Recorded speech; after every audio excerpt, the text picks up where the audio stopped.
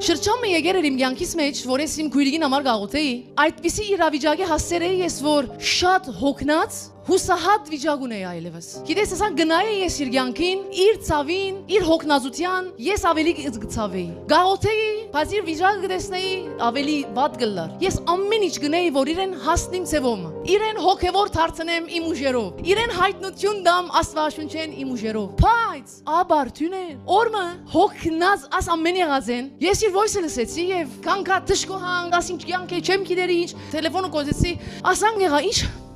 եմ հավատացեք կսեմ հոնդեղը գարձես Աստված ինձ մեկ հատ գեցուց եւ ասա որ ինչ կանես գոր տուն ֆիզիկական բաներ ինչ կանես գոր քնա եւ աղոթե ես ելա իմ սենյակես օֆիսին սրահը կացի դեղ մգա հոնգեցա եւ սկսել եմ բادرազմելու սիրելի ժողովուրդ չեմ իշեր որ ինչ աղոթերեմ մի անգիտեմ որ փամը եղավ երկնքի մեջ փամը գդարվեցավ դարիներ անցավ եւ իմ քույրիկը այն դեղը որ ես գեցեր